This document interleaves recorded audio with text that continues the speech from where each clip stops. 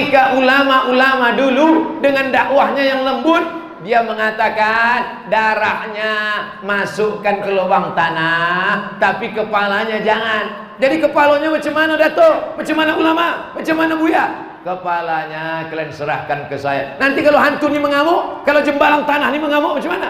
Afdhalul zikri fa'lam annahu la ilaha illallah, la ilaha illallah. Dibawanya oleh orang kampung meratib namanya. Ratib itu artinya zikir yang terus menerus. Makanya ada dalam tarekat Naksabandiyah namanya ratib toga, karena berzikir sambil berdiri, la ilaha illallah, la ilaha illallah, sampai akhirnya hantu jembalangnya tanahnya hilang. Bukan hilang karena dikasih kepala kambing, tapi hilang karena la ilaha illallah. Para khalifah, para mursyid-mursyidin tarekat Naksabandiyah mengislamkan suku Sakai, mengislamkan orang Melayu dengan cara yang santun, tidak melarang orang motong. Silakan potong, darahnya buang, kepalanya antar ke rumah. Itulah asal muasal kalau Ustadz kenduri pasti dikasih kepala kambing. Ampun, diundang kenduri kepala kambing, 3 kepala kambing. Ampun, makan, kasihnya sendok, utak kambing tuh. Allahumma barik lana fi ma razaqtana wa qina azabannar. Nyami. Ustadz sekarang pula takut makan kepala kambing. Asal dimakan kepala kambing, balik ke rumah, lah mengamuk antu tadi. Padahal ini kolesterolnya naik, padahal jantung koronernya naik. Tapi ibu yang dimuliakan Allah Subhanahu wa taala, alhamdulillah orang Duri tak ada lagi menyembelih ayam, darahnya disiram-siramkan ke toko. Orang Duri tak ada lagi menyembelih kambing, darahnya disiramkan ke mobil baru. Tak ada lagi orang Duri memotong kerbau lalu kemudian dimasukkan ke lubang tanah. Semua kepala kambing, kepala kerbau, kepala ayam sudah masuk ke kuali. Alhamdulillah. Memperjuangkan kepala kerbau dari lubang tanah ke kuali ini, itu perjuangan yang luar biasa ulama-ulama dulu. Makanya dalam Islam diajarkan bahwa menyembah hanya kepada Allah, meminta hanya kepada Allah. Kalau masuk ke hutan, masuk ke kampung, bismillahilladzi la yadurru ma'asmihi syai'un fil ardi wala fis sama. Bismillahi tawakkaltu 'ala Allah, la haula wala quwata illa billah. Kalau membuka tanah baru, dibacakan ayat kursi di sudut-sudut tanah. Sudut tanah, Allahu la ilaha illa huwal hayyul qayyum, la ta'khudhuhu sinatun wala nawm, lahu ma fis samawati wa ma fil ard, man dzal ladzi yashfa'u 'indahu illa bi idzni, ya'lamu ma baina aydihim wa ma khalfahum, wa la yuhituna bi syai'in min 'ilmihi illa bima syaa, wasi'a kursiyyus samawati wal ard, wa la ya'uduhu wa la ya'uduhu wa la ya'uduhu wa la ya'uduhu wa la ya'uduhu wa la ya'uduhu hifdzuhuma wa huwal 'aliyyul 'azim. Begitu yang dilakukan para sahabat Nabi. Mereka masuk ke rumahnya tengah malam, dia bacakan ayat kursi, minta tolong kepada Allah Subhanahu wa taala. Iyyaka na'budu wa iyyaka nasta'in, la haula wa la quwata illa billahil 'aliyyil 'azim. Jadi orang kalau tauhidnya kuat, insyaallah hantu jembalang tanah. Kenapa Pak Ustaz saya bacakan ayat kursi hantunya tak pergi? Karena yang membacakan itu dengan hantu yang dibacakan itu sama ulahnya. Allahu la ilaha illa huwal hayyul qayyum, la ta'khudhuhu sinatun wa la nawm. Kata hantu, aku sama kau sama-sama beda sikit aja. Seboleh dua boleh. Aku pun hafal juga kata hantu. Lebih dulu pula aku hafal dari kau lagi. Kau buat tobat semalam kata hantu. Bapak Ibu yang dimuliakan Allah Subhanahu wa taala. Makanya anak-anak kita perbaiki tauhidnya. Ini kadang ibu-ibu anaknya kecil malam, nak tidur, nanti datang hantu. Mestinya jangan kita ajarkan begitu.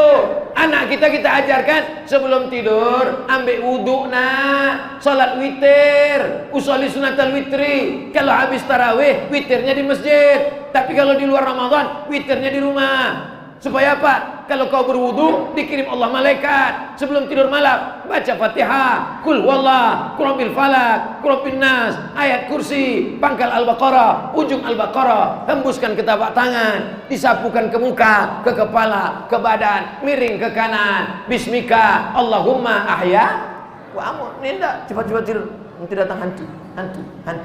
Bapak Ibu yang dimuliakan Allah Subhanahu wa taala, ini amat sangat penting. Kenapa? Karena ini berpengaruh kepada tauhid akidah kita kepada Allah Subhanahu wa taala. Ya ayyuhalladzina amanu innamal khamru, sudah, maisiru sudah, wal ansabu menyembelih binatang untuk berhala sudah. Yang keempat, yang terakhir, wal azlam. Azlam, apa azlam ini?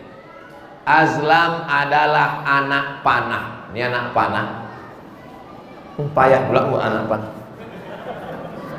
Anak panah, anak panah yang belum dikasih bulu ayam. Dipangkal anak panah ini dikasih bulu ayam biar supaya arahnya tepat sasaran. Payah saya menjelaskannya karena tak ada anak panah. Kalau ada saya contohkan sekali mana.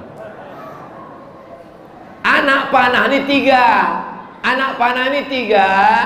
Jadi kalau mau membuat keputusan, maka anak panah ini digoncang. Masukkan ke tabung, digoncang.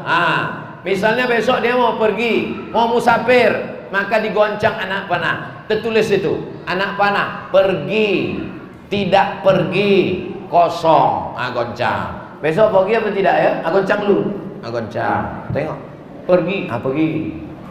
Besok bisnis apa tidak ya? Goncang. Besok jualan apa tidak ya? Goncang. Namanya azlam.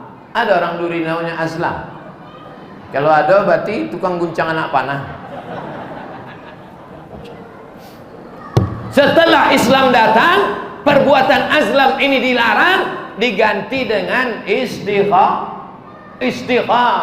Kalau besok mau pergi, besok mau ikut tes CPNS, besok mau kerja, besok mau bisnis, besok mau dagang, besok mau buat rumah, bukan dengan mengundi nasib dengan anak panah, tapi sholat sunat istikharah. Usolli sunnatal istikharah raka'ataini lillahi ta'ala. Allahu Akbar. Kemana condong hatimu, kesitulah kau dipilihkan Allah. Makhaba man istakhara wa man nadima man istasyara. Tidak akan sia-sia orang yang mau istikharah, tidak akan menyesal orang yang mau minta pendapat orang lain. Saya mau bisnis nih Pak, kira-kira kalau bisnis sama orang ini cocok apa tidak? Kira-kira kalau saya lanjutkan ini bisnis karet, gotah, sawit, kacang tanah, ternak ikan, ternak puyuh, ternak ayam, cocok apa tidak? Oh, menurut saya kau jangan ternak puyuh di sana. Kenapa? Itu dekat airport. Kenapa tak boleh ternak puyuh dekat airport? Karena dekat airport itu pesawat selalu lalu lalang, puyuh ini stres,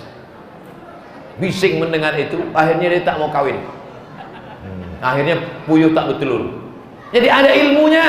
Tanya kepada orang ilmu paham puyuh, peternakan, ada fakultasnya, ada doktornya, ada dosennya. Setelah itu baru istikharah, minta pendapat, bukan dengan menggoncang. Ini sekarang, kira-kira zaman sekarang masih ada orang yang mau mengambil keputusan dengan menggoncang? Masih ada? Ada. Malah lebih canggih lagi. Canggih lagi. Apa namanya? Dia buka laptopnya kalau di bisnis. Pak, gimana? Jadi kita bisnis besok? Tunggu sebentar, saya buka dulu www.goncanganakpanah.com. Zaman dulu orang bertanya ke dukun, pergi ke rumah dukun. Pak dukun, besok saya mau bisnis, boleh apa tidak? Kata Pak dukun, hari ini hari tak baik, jam ini jam tak baik. Kau lahir bulan apa? Bulan April. Bintangnya apa? Bintangnya Gemini. Oh, tak boleh bisnis hari ini, cocoknya hari ini. Maka ini semua dilarang dalam Islam, termasuk dalam mengundi nasib.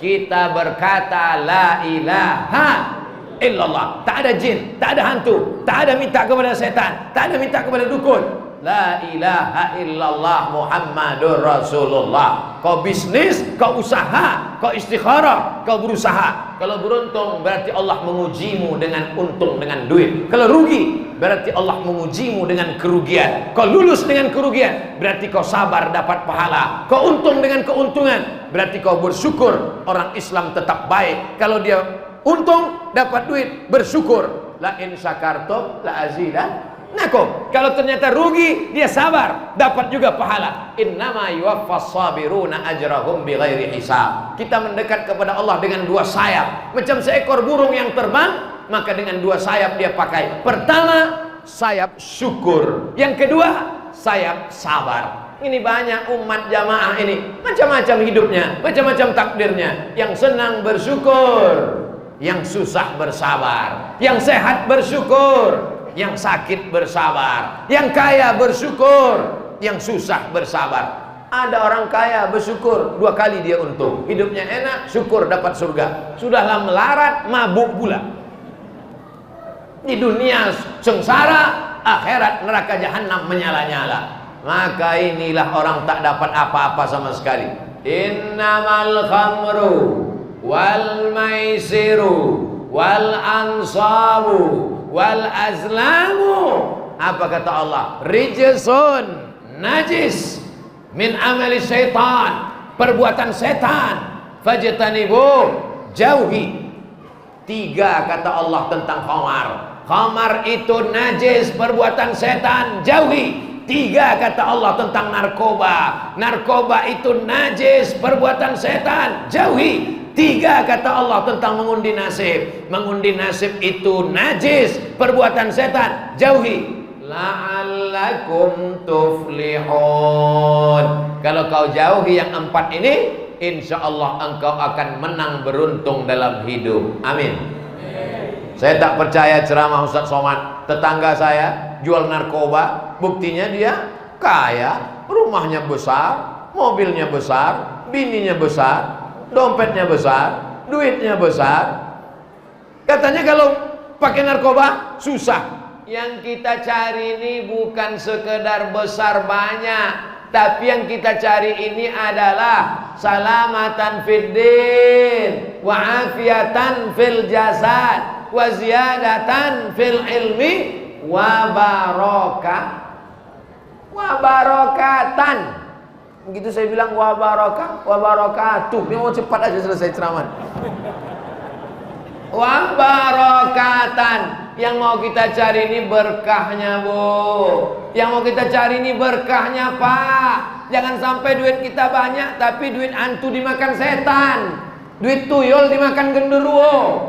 Yang mau kita cari ini adalah berkah-berkah. Mana contoh duit yang berkah? Nih, duit berkah dibelikan karpet masjid, orang sholat mengalir pahalanya. Nih, duit karpet, duit berkah dibelikan kipas angin, semua orang yang di bawah merasakan tenang sholat dapat berkahnya. Nih, duit berkah dibelikan ke lampu walaupun tak hidup, tapi setiap orang menengok lampu nih semuanya macam menengok kucing.